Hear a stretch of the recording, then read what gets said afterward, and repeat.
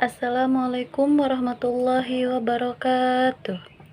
Alhamdulillahirabbil alamin wassalatu wassalamu ala asyrofil anbiya'i wal mursalin wa ala alihi wa sahbihi ajmain.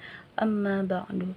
Rabbi israh li sadri wa yassir li amri wahlul 'uqdatam min lisani yafqahu qawli. Raditu billahi robba wa bil islami dina wa bil muhammadin nabiyya wa rasula. A'udzu billahi minasyaitonir rajim. Bismillahirrahmanirrahim. Qul huwallahu ahad, Allahus samad, lam yalid wa lam yulad wa lam yakul lahu kufuwan ahad. Al-ayah. Wa qala aidan innama bu'istu li utamima makarimal akhlaq. Al-hadis. Puji syukur kita panjatkan kepada Allah Subhanahu wa Ta'ala yang mana telah memberikan nikmat sehat, nikmat iman, serta nikmat Islam kepada kita, karena sampai detik ini kita masih bisa diberikan nafas, masih bisa melihat indahnya alam semesta, dan semoga Allah berkahi kita semua. Salawat beserta salam semoga tercurah limpahkan kepada junjungan kita, yakni pembawa kebenaran, penerang kegelapan, Rasul kita Nabi Muhammad Sallallahu Alaihi Wasallam, kepada keluarganya, kepada sahabatnya, dan kita pula sebagai umatnya hingga yaumil akhir. Amin ya robbal alamin. Sahabat-sahabat sekalian, telah kita ketahui bahwa Allah telah memberikan 3 kriteria yang Allah rahasiakan kepada kita, yaitu pertama kematian, yang kedua rezeki, dan yang terakhir adalah jodoh. Nah, untuk itu mari kita bahas mengenai 3 kriteria tersebut, yaitu salah satunya adalah jodoh. Nah, sebagaimana kita ketahui, jika jodoh itu ada di tangan Allah Subhanahu wa Ta'ala, dan tak ada seorang pun mengetahui bahwa orang yang akan dinikahinya adalah jodohnya. Nah, apakah orang-orang yang dinikahinya benar yang diciptakan Allah untuknya? Jodoh bisa diartikan sebagai teman hidup yang mencerminkan diri sendiri. Terdapat 3 hal yang menjadi landasan bahwa orang tersebut layak untuk dijadikan pendamping. Yang pertama, pilihlah orang yang pemaaf apabila kita berbuat salah. Meskipun sangat sulit mendapatkan pasangan yang baik sebaik yang ada di kriteria tersebut. Yang kedua, pilihlah orang yang bisa memaklumi dan menerima setiap kekurangan kita. Karena pada dasarnya semua orang tidak ada yang sempurna, karena semuanya saling melengkapi. Demikian. Yang ketiga, pilihlah yang bisa memotivasi kita, karena roda kehidupan terus berputar dan dapat memotivasi kita ke arah yang lebih baik.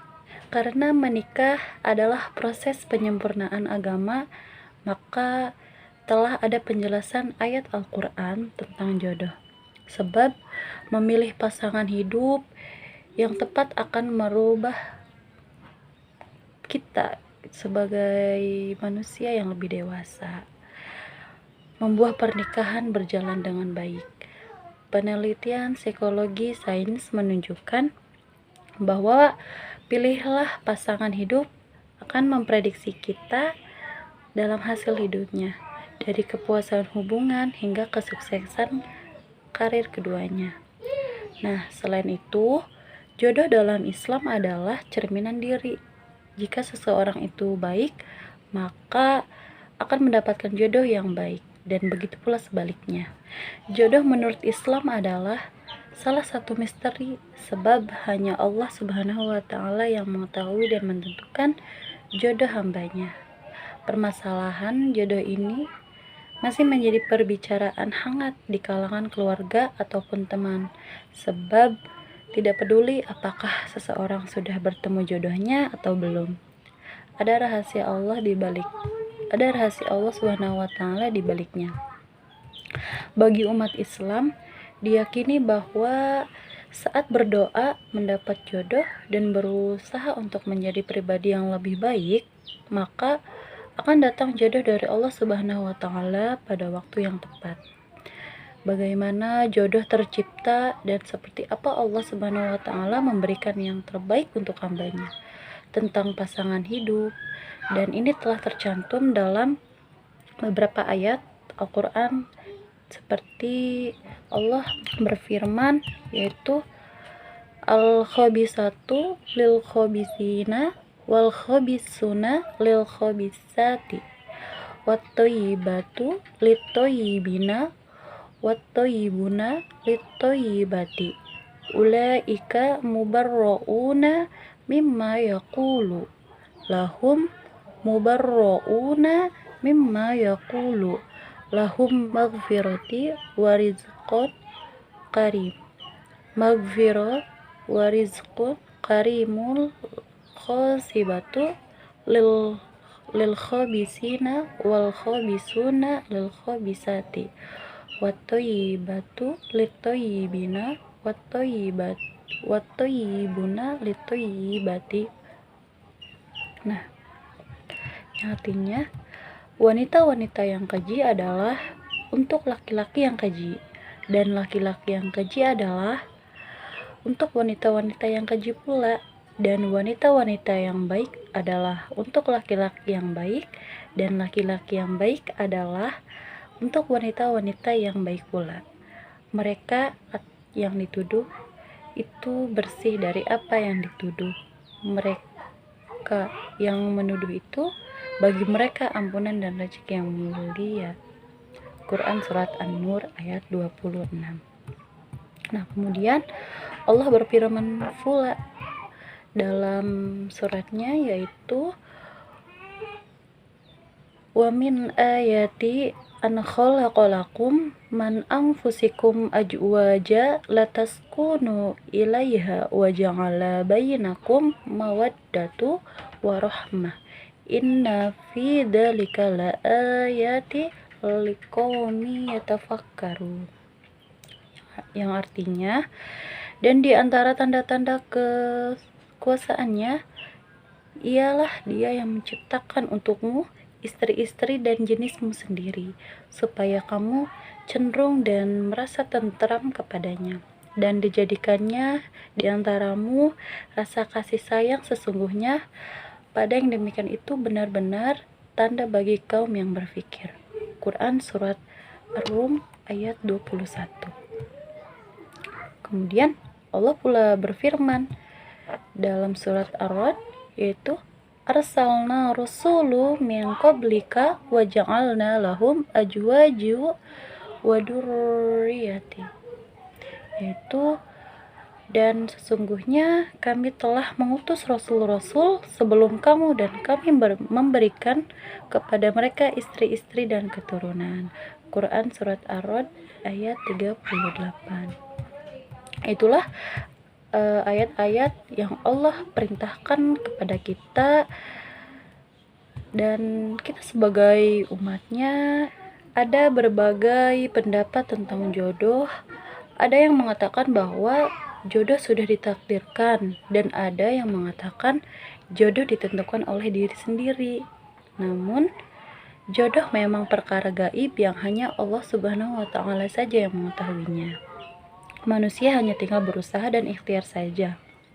Ada beberapa hadis Nabi tentang jodoh yang bisa menjadi inspirasi bagi yang belum menemukannya, dan bersegera untuk berikhtiar serta mengemantaskan diri agar diberi pasangan sesuai dengan yang diharapkan. Nah, kebetulan saya juga masih belum ketemu nih jodohnya. Mana sih, apa saja hadis yang Rasul beritahu kepada kita untuk segera mencari jodoh. Nah, Rasulullah Shallallahu Alaihi Wasallam bersabda, ruh-ruh itu diibaratkan seperti tentara yang saling berpasang-pasangan, yang saling mengenal sebelumnya, akan menyatu dan yang saling mengingkari akan berselisih.